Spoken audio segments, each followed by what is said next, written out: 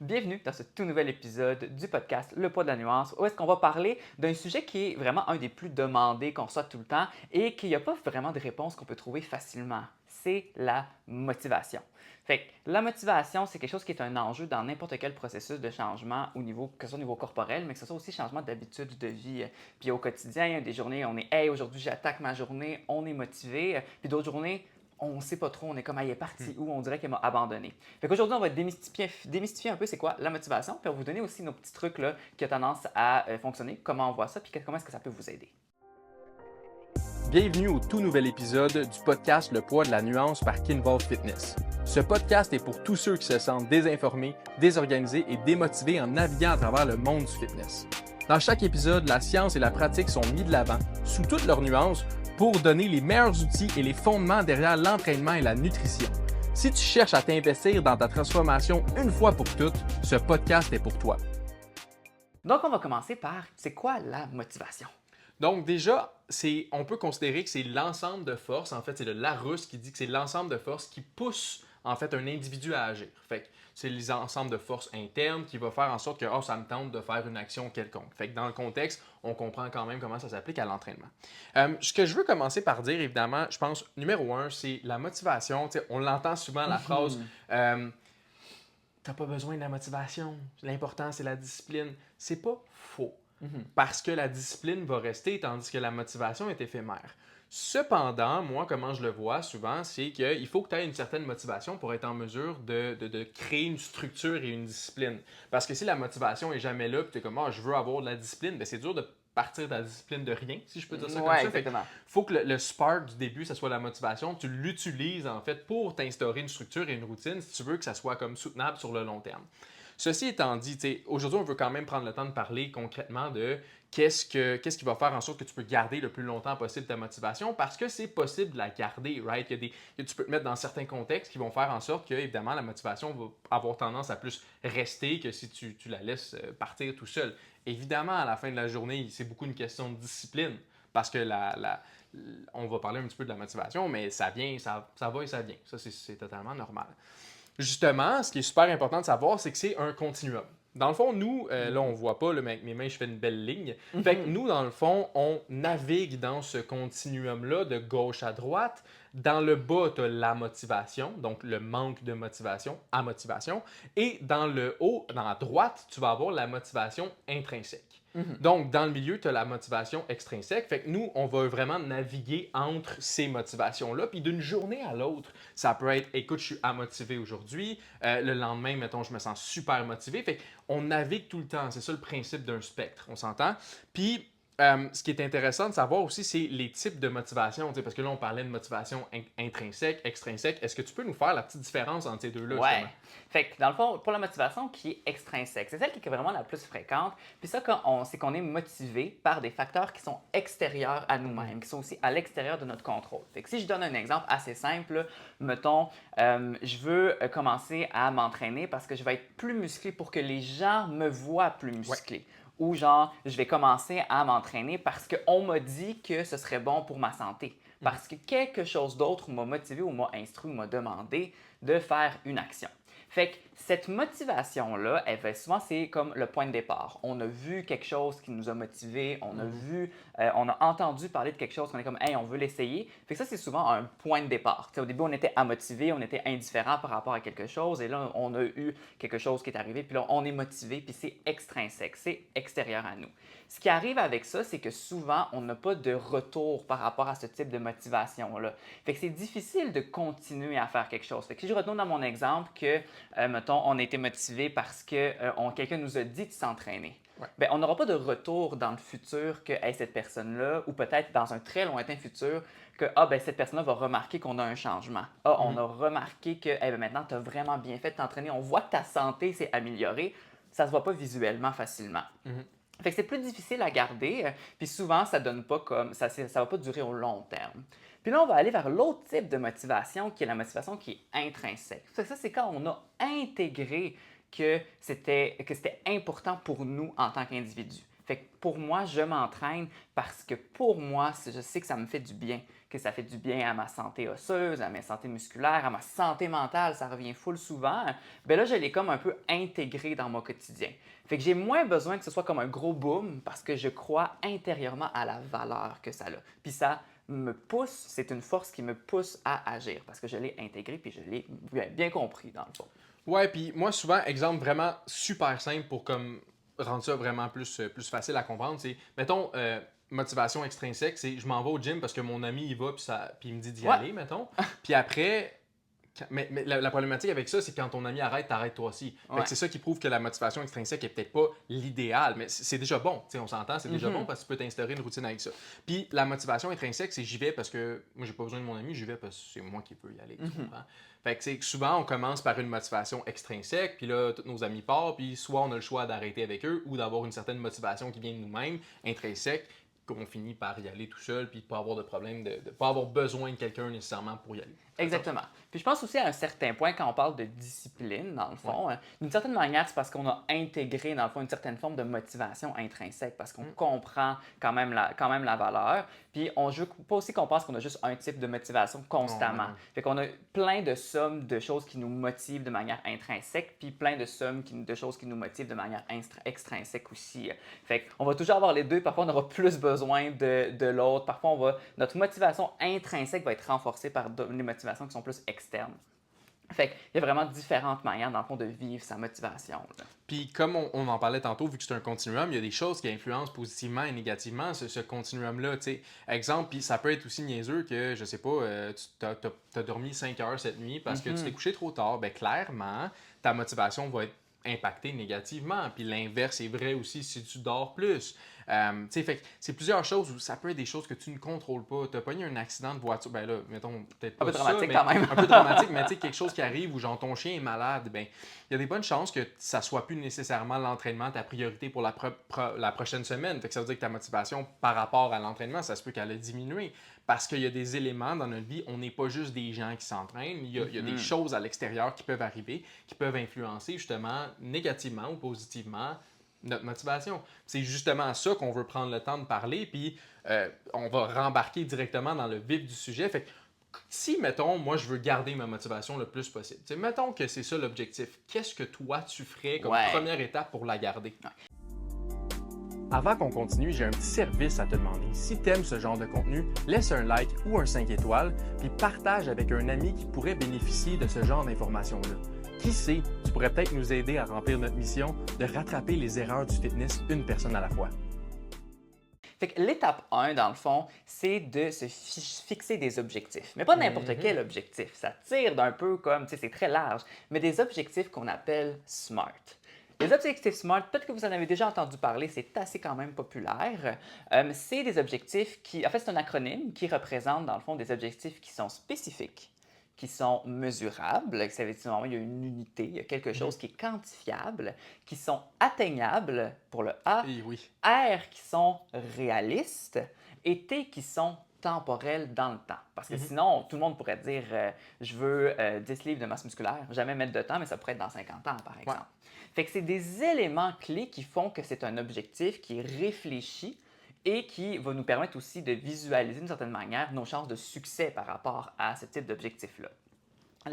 L'erreur fréquente qui arrive, puis c'est vraiment celle qu'on voit avec l'avenue des réseaux sociaux, c'est beaucoup sur le volet qui est atteignable et réaliste. Et je pense que c'est une erreur qui est tout à fait normale parce que lorsqu'on voit, mettons, des corps musclés, des corps qui sont minces, qui sont affichés d'influenceurs, bien, il n'y a pas un indicatif de temps qui vient avec. Non. On ne sait pas combien de temps ça a pris à un athlète pour développer sa musculature. On ne sait pas aussi c'est quoi tous les efforts qui sont derrière ça. Est-ce que c'est une discipline de fer qui a compté ses calories pendant 20 ans de sa vie? Est-ce qu'il y a eu des produits dopants aussi qui sont en jeu? On ne le sait pas. Fait que souvent, il y a une comme déconnexion par rapport à la réalité, puis il y a beaucoup de déceptions ou des frustrations qui peuvent être vécues lorsqu'on a un objectif qui est irréaliste, puis on est comme hey, « mais attends, cette personne-là a été capable de le faire, il y a ce physique-là, mais moi, je ne suis pas capable de le faire dans le temps que je voudrais. » Puis j'ai envie qu'on fasse un petit segment rapide. Ouais, Je te donne un objectif, tu me dis si c'est smart ou pas. ouais, vas-y. OK? Parce que des fois, on réalise pas, mais des choses qui semblent être notre objectif est peut-être pas smart pour plusieurs raisons. Fait que j'aimerais ça que tu me dises, mettons, pourquoi mon objectif n'est pas smart. Ouais, OK? j'aime ça. Fait que, Wouhou! à la base, exemple, je veux être en santé.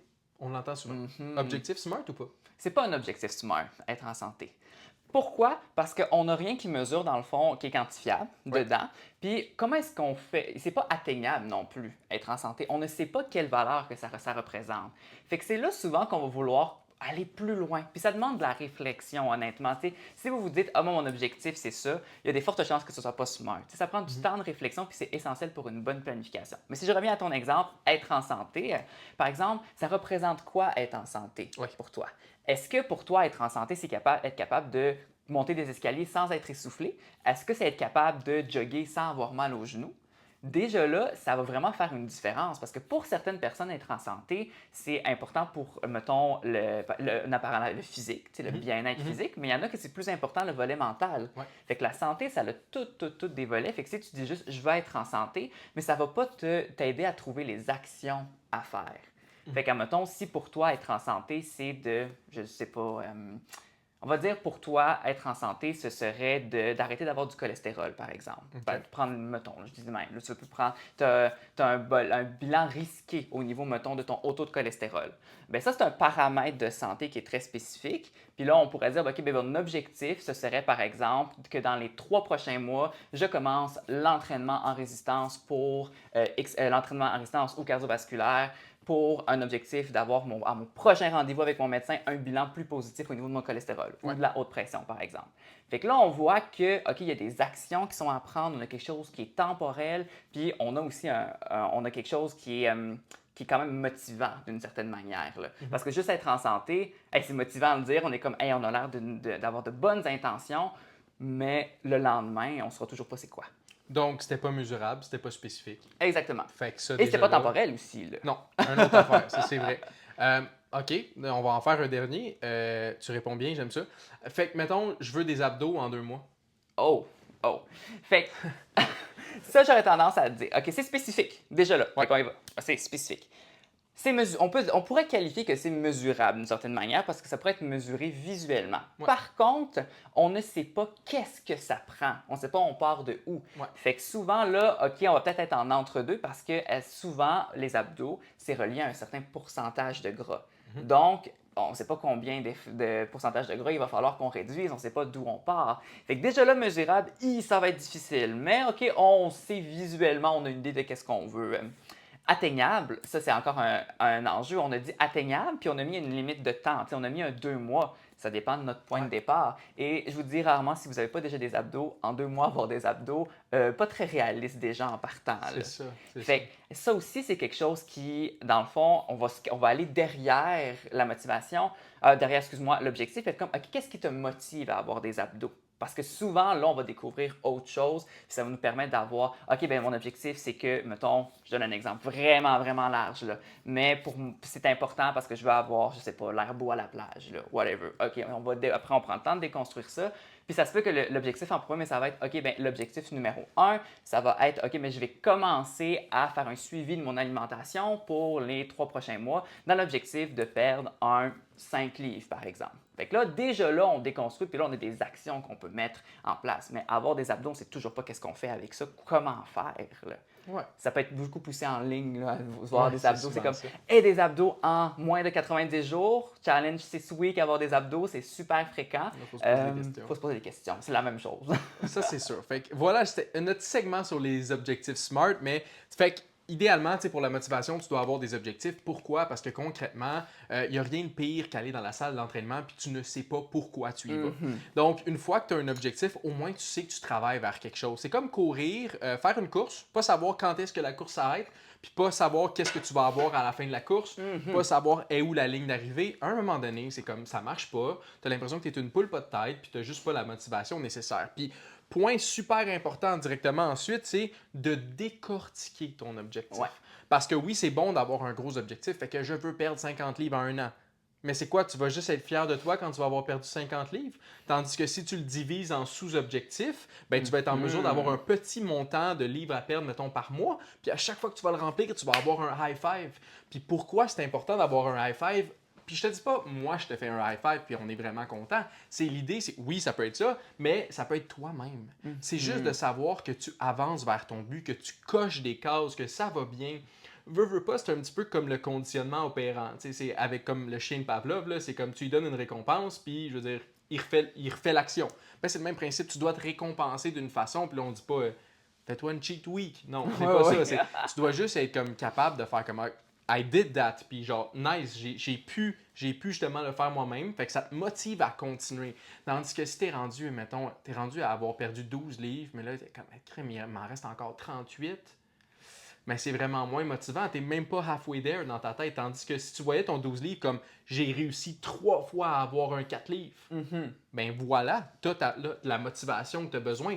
Tout l'importance pour garder la motivation, c'est de se donner des boosts de confiance en soi. C'est savoir où on s'en va, puis se féliciter une fois qu'on remplit des objectifs. Fait que je pense que c'est ça l'important à la base au niveau, des objectifs. Vraiment. Puis je renforce ça, l'importance encore, parce qu'on a besoin personnellement de victoire. Ouais. Et il n'y a rien qui est plus démotivant, puis même qui fait perdre l'estime, la confiance en ses capacités, que de vivre des échecs qui sont répétés. Fait que si on se dit, ben là, moi, je veux perdre 20 livres en 3 mois, mettons, là, parce que c'est très, très, très là, limitant, là, c'est difficile. Là. Ouais. Puis là, tu n'y arrives pas du premier coup. Ben là, ça se peut que tu sois, OK, ben là, ouf, OK, j'ai pas été capable, là, je laisse tomber pendant une semaine, puis je recommence. Là. Puis là, peut-être que tu vas reprendre du poids X, puis là, tu vas réessayer. Puis là, tu vas comme t'embarquer un peu dans un cercle vicieux où est-ce que là, tu vas te dire, ah ben là, je suis plus capable, moi, je suis quelqu'un qui peut pas perdre du poids.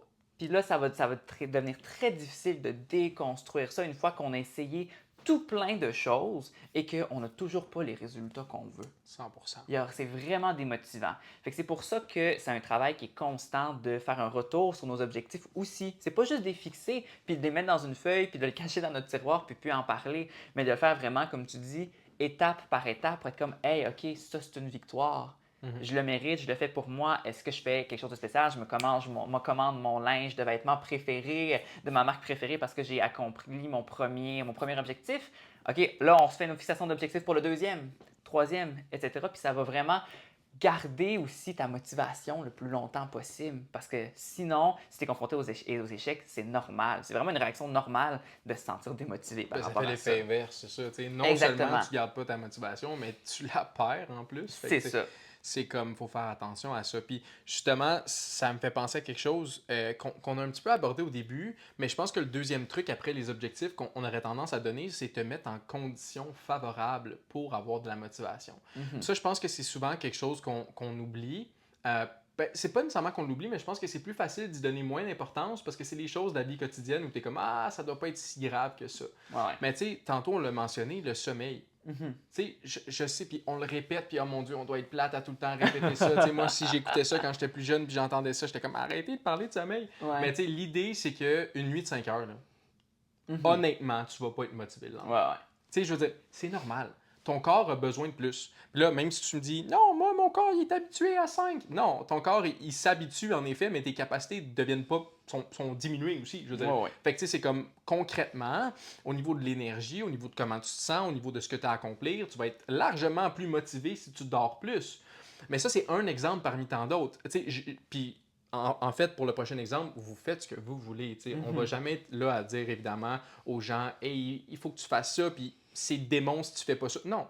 Mais si tu vas la fin de semaine, puis tu décides de te torcher avec tes chums, ben, si c'est un samedi soir, le dimanche, tu risques de rien faire. Le lundi, tu risques d'être démotivé parce que le dimanche, tu n'as rien fait. Fait que comme ça va te démotiver. Est-ce qu'on est en train de dire fais-le pas? Non, c'est juste que si tu as à cœur ton objectif actuellement, puis tu veux vraiment le remplir, tu veux être sûr de garder ta motivation, ben à un certain point, c'est important de te mettre en conditions favorables. Mais il n'y a pas juste ça, c'est l'alimentation, c'est une autre affaire aussi, tu sais. Ben, il y a toujours des facteurs qui sont aggravants, des facteurs qui sont limitants, puis des facteurs qui sont favorables.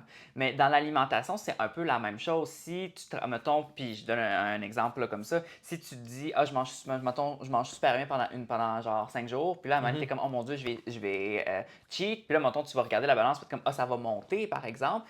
Puis là, tu vas être dans une condition où est-ce que, OK, ben c'est pas favorable pour ton objectif d'une certaine manière. Ouais. Puis après, comment tu vas te sentir, ça va tout impacter. Puis là, je parle pas de juste en vertu de faut pas se peser ou non, là. C'est pas ça le point. Mais si, par exemple, tu es toujours restreint dans tes habitudes alimentaires, parce que contraint, pardon, pas restreint. Puis là, mettons, tu t'en vas tout le temps au restaurant, tu t'en vas tout le temps à Par-ci, tu t'en vas tout le temps à des événements tout le temps, tu te torches la fin de semaine, ben, il y a des fortes chances que ce soit une condition qui n'est pas favorable pour ton objectif, puis qui va faire que tu vas dans une situation où est-ce que tu vas manger plus de calories qu'il faut, par exemple, comme au restaurant ou quand tu t'en vas, quand tu bois de l'alcool, bien souvent on a tendance à consommer plus d'aliments qu'on le voudrait, mettons, si on n'était pas en état d'ébriété. Fait que c'est plein de conditions qui sont pas tant favorables dans ce contexte-là et d'une certaine manière, quand on a un objectif qui est sérieux, mais on veut aussi s'en protéger. On veut se protéger des événements qui pourraient être, des facteurs qui pourraient être défavorables pour nous. 100%. Puis tu sais, je parle aussi par expérience parce que souvent j'avais tendance à avoir certaines attentes envers moi-même que je respectais pas. Tu sais, mettons, exemple, tu sais, moi je voulais être en mesure de comme, manger tout le temps bien. Fait que là, quand ça faisait, mettons, peut-être 2 semaines que je mangeais super bien, mais qu'est-ce que je faisais? Ben, je me treatais. Fait que là, ben, je vais aller mettons, Burger King, je sais pas, tu sais, c'est un Ouais. exemple. Mais j'allais au Burger King en sachant pertinemment que le lendemain, ça allait pas être une bonne journée. Je sais pas si tu te souviens, mais Oui, oui, chaque fois que oui. j'allais manger quelque chose, j'étais comme, ah, c'est sûr, demain, ça sera pas une bonne journée. Fait que concrètement, je savais que manger quelque chose qui n'était pas dans le plan, puis on s'entend que c'est mental, mais la motivation, c'est mental, ça fait en sorte que le lendemain, j'avais de la misère à digérer, je me sentais ballonné, je me sentais pas très bien. Puis souvent, ça faisait en sorte que ma motivation droppait énormément. Donc, qu'est-ce qui arrive une fois que ma motivation était dans un high, fait que je voulais me récompenser, chose que, on met des gros guillemets, puis là, j'ai décidé de faire quelque chose qui était, selon moi, contre mon objectif. Puis le lendemain, ma motivation était à un all-time low. Fait que concrètement, qu'est-ce que ça fait? C'est que la journée d'après, je suis comme, ah, je suis pas motivé, je vais manger ça. Ouais. Je vais manger ça, je vais manger ça. Fait qu'alors que ma motivation était au maximum, la nourriture que j'ai mangée a fait en sorte que ma motivation est descendue au minimum. Fait que c'est l'impact que tu peux avoir, tu sais, parce qu'ultimement, tout est une question d'à quel point c'est mental, right? Oui, oui. C'est quoi la valeur que tu attribues à quelque chose. Mais si toi, tu sais que cette valeur-là, tu y attribues la valeur que tu donnes à la bouffe est vraiment importante, ben il faut que tu te mettes en position favorable pour Ouais. rester motivé. Ça, c'est Puis, sûr à 100%. prendre le fait aussi que tu parlais de récompense. Puis là, tu Mhm. avais comme la récompense qui était la nourriture parce que tu avais fait des efforts dans la nourriture. Mhm. Moi, je veux vous avertir déjà, une stratégie qui n'est pas gagnante, c'est se récompenser ou se punir en fonction de l'alimentation puis de l'entraînement. Non, Fait c'est. que dans ce contexte-là, il y a tellement de manières de se récompenser, puis je peux vous en donner des idées. Là. Fait que par exemple, si. En fait, je reviens sur mon point parce que j'ai un peu sauté, là, mais il y a tellement de manières de se récompenser qui ne va pas à l'encontre de ton objectif. Ouais. Fait que souvent, ça arrive souvent, exactement comme tu le dis, c'est comme hey, j'ai eu une full belle semaine au niveau de ma nutrition. Ben là, OK, je vais aller dans un all-you-can-eat sushi. Puis là, tu te dis, je vais me contrôler, mais tu te mets dans une situation qui est défavorable. Fait que cette récompense-là ne sert pas ton objectif et pourra peut-être en péril ton objectif.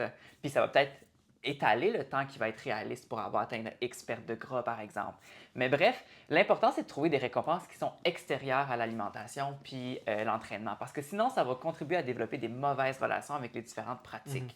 Fait qu'un exemple qui pourrait être, c'est que, mettons, quand on atteint un objectif, on veut se récompenser, ben ça pourrait être de s'acheter un morceau de vêtement, comme j'ai dit tantôt, qu'on aime. Ça pourrait être de OK, ben écoute, je vais me payer un billet pour mon show préféré, par exemple. Ça peut être une activité qui n'est pas liée nécessairement à l'alimentation. Ça peut être quelque chose que, je sais pas, je voulais une nouvelle boucle d'oreille, par exemple, depuis longtemps. Mais c'est un type de récompense qui n'est pas lié à l'entraînement ou la nutrition qui fait qu'on va pouvoir détacher les deux puis vraiment continuer à progresser parce que se récompenser de manière défavorable avec notre objectif, c'est comme un cadeau empoisonné. Tu le veux pas, tu le donnes au voisin. Ouais.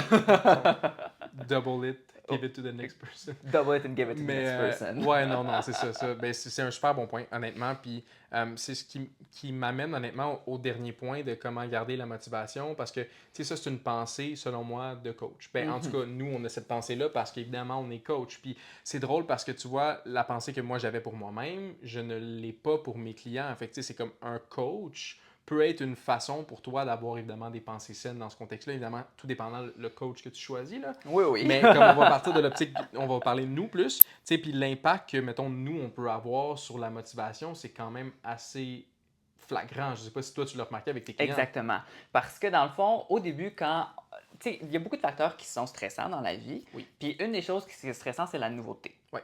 Fait que souvent, quand on entreprend quelque chose de nouveau, ben là, ça va être motivant d'avoir quelqu'un pour nous aider parce que ben, on enlève comme un facteur stressant. Fait qu'à mettons, quand on commence un processus de prise de masse là, ou de perte de groupe, on n'a aucune idée par quoi commencer, ben là, on a un coach, hey, c'est motivant, ça va nous aider parce qu'on va savoir quoi faire. Fait que là, souvent, nous, là, on va être capable de mettre des bases, faire un plan de match. Hey, c'est quoi tes habitudes de vie? C'est quoi que tu fais pour tes entraînements? Qu'est-ce que tu veux? Blablabla. Puis là, hey, on start ça. Mois 1, mois 2. Puis là, à un moment donné, on se rend compte que nos clients ils ont des défis. Ça arrive. Puis là, on est en optique, OK, mais comment est-ce qu'on peut régler les problèmes qu'ils vivent? Comment on peut adapter? La résolution de problèmes, c'est vraiment la force, je crois, des coachs en général. Et ce qui arrive, c'est que il y a un moment où est-ce que là, ils sont démotivés, ils ont une ressource. Parce qu'un coach, le plus important, son rôle, c'est pas quand tu es motivé. Parce qu'on sait que tu vas faire les actions, ça va être le fun, ça va être la partie plus cool. On va être le plus important quand tu vas être démotivé, quand tu vas avoir justement tous ces facteurs défavorables-là qui vont arriver dans ta vie. Tu vas avoir un mariage, tu vas avoir une perte d'emploi, tu vas avoir même pas le meilleur environnement familial ou environnement de travail. Puis là, il faut trouver des solutions rapidement, puis regarder, OK, qu'est-ce qui pourrait t'aider? Est-ce que c'est un moment de pousser la machine aussi à 100 ou peut-être qu'à 80 on serait mieux d'avoir un statu quo, par exemple? Fait que c'est là que la force d'un coach est, c'est quand tu es démotivé puis tu es comme perdu, tu sais plus comment régler tes problèmes, bien là, nous, on met toutes nos actions pour t'aider. Puis ce qui est bon, c'est qu'on peut facilement ça, link avec ce qu'on parlait juste avant, c'est que le coach va remettre ces bases-là d'actualité. Tu sais, exemple, l'objectif, tu sais, il devient de plus en plus irréaliste, par exemple, fait que ça devient démotivant. Ou je sais pas, le sommeil, ça commence à devenir des 5-6 heures, puis là, tu commences à manger à droite, à gauche des trucs pour te récompenser. Bien, le coach est là pour te mettre sur la ligne droite, puis faire comme, non, regarde, on faisait ça de même, le plan c'était ça, puis ça fonctionnait super bien. Fait que là, what if on faisait juste revenir comme ça, puis oh, bizarrement, la motivation vient. Fait que le coach est là aussi pour être en mesure de te continuer à te mettre dans cette situation favorable-là. Exact. C'est vraiment Puis ça. d'une certaine manière, le coach va être le facteur extrinsèque qui va vouloir quand même te motiver puis t'apprendre justement à intégrer l'importance des choses, puis aussi, puis je fais une petite parenthèse, l'importance de prendre soin de soi, de Ouais. se mettre en priorité. Souvent, moi, je remarque que c'est vraiment oublié. Quand on est dans des familles ou des contextes de travail, là, beaucoup, les gens se sont oubliés là-dedans. Fait que l'importance de ces valeurs-là, ben, nous, on va être le facteur extrinsèque qui va vous aider justement à avoir une motivation qui va être relativement constante et qui va éventuellement vous aider à développer votre propre motivation intrinsèque. Donc, ça fait à peu près le tour de ce qu'on avait à vous partager par rapport à la motivation. Encore une fois, je veux souligner le fait que ce n'est pas, c'est pas une pilule magique, c'est pas un miracle, c'est quelque chose qui se travaille, la motivation. On a vraiment vu différents détails par rapport à ça. Puis j'espère que s'il y a au moins juste un truc que vous avez retenu puis qui va pouvoir vous aider dans cet épisode-là, que vous le reteniez puis que vous l'appliquiez dans votre quotidien. Honnêtement, avoir un objectif SMART, je pense que c'est un bon point de départ pour tout le monde. Bon, en fait, demandez-nous vos sujets là, en nous écrivant en privé sur Instagram. Vous pouvez écrire à Jay directement à coachj.kindvl ou coachsim.kindvl et on vous écoute, on prend vos sujets, donc écrivez-nous, ça va nous faire plaisir de vous répondre.